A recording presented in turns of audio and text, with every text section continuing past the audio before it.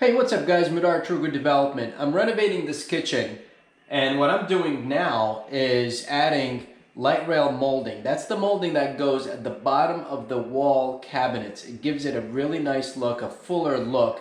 I just finished the crown here on an uneven ceiling, by the way, so if you want to see how I did that, I'll put the link up for you to check that out.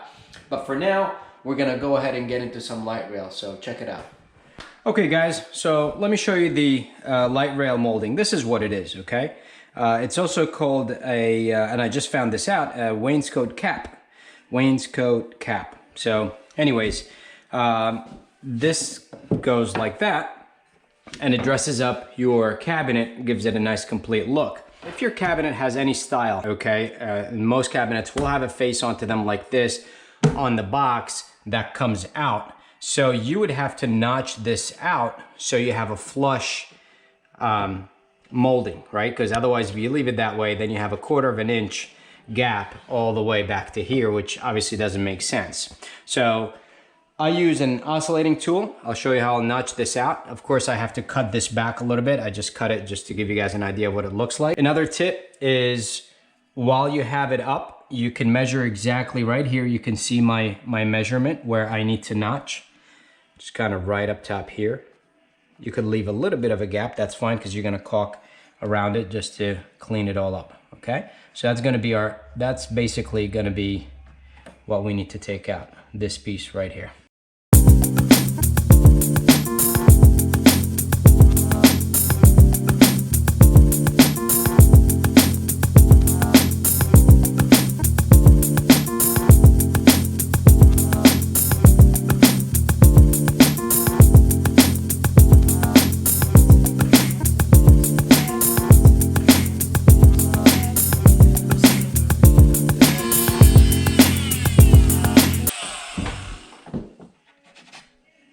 Looks like I might need a new a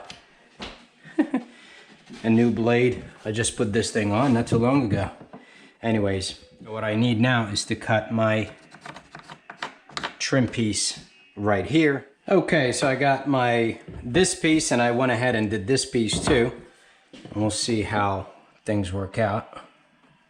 So this kind of comes in right in line with that.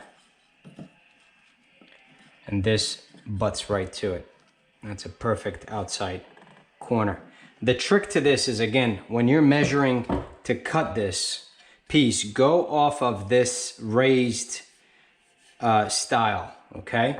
So when you, like I did before, I put it against here and I marked my cut, okay? And that's how I got it like that. Your first couple of cuts might not be perfect, so just make sure you cut a little longer piece, so that way if you've made a mistake you can always cut it down. And like you can see with mine, it's perfect here. I got 1/8 gap, which is perfectly fine for me to caulk back. And then you just want to nail everything from the bottom into the box of the cabinet. And just remember to notch, of course, for all your cuts. I'll go ahead and do a few more, and then I'll check back with you guys. All right, guys, so I got a couple of measurements, and I want to do the cuts with you so you see exactly what I mean when you measure the corners. So I got 12 1/8, and that's basically going to be an outside corner. I got my 45.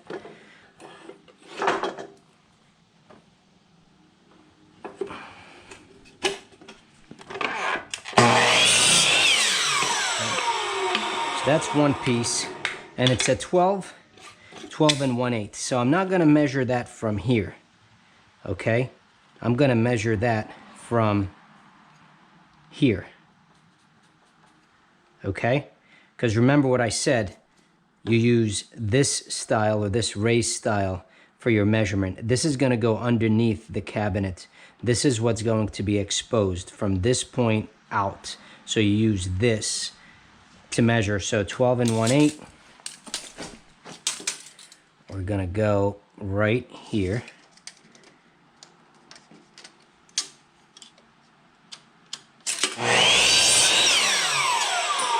Okay.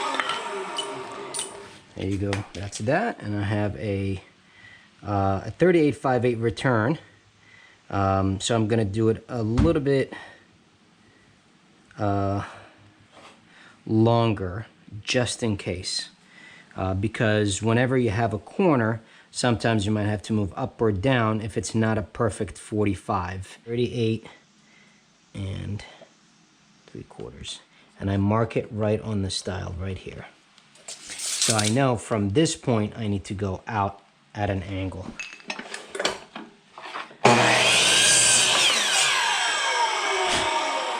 Okay, let's go check these guys out. Okay, let's see how we did here. That looks good. Right there. And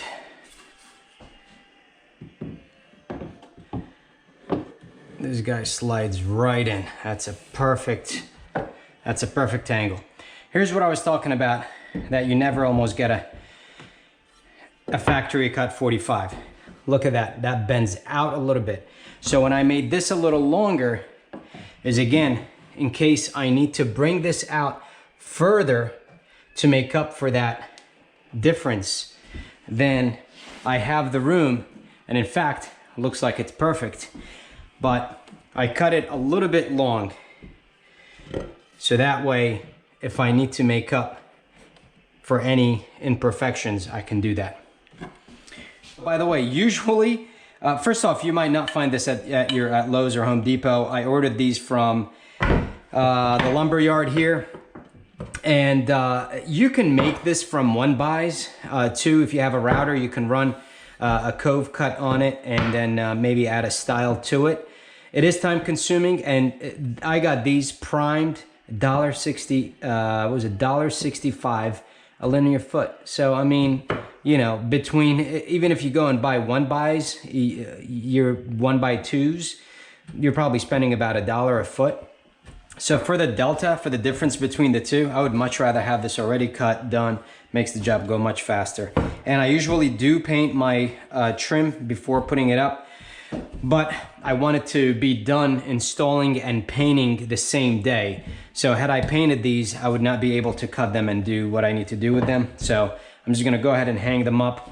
And the color is relatively, this is a Swiss coffee color. So it's somewhat similar, which is good, meaning I don't have to give this a bunch of coats, probably just one good coat of paint, and should be done. Okay. Now the fun part, make sure you hold this nice and flat.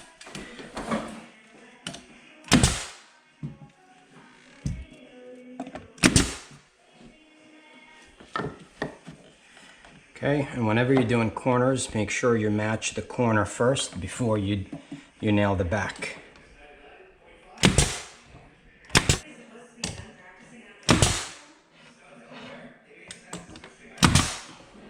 All right, guys, there you go. I'm all done with the Lightrail molding. In between, I slapped some backsplash.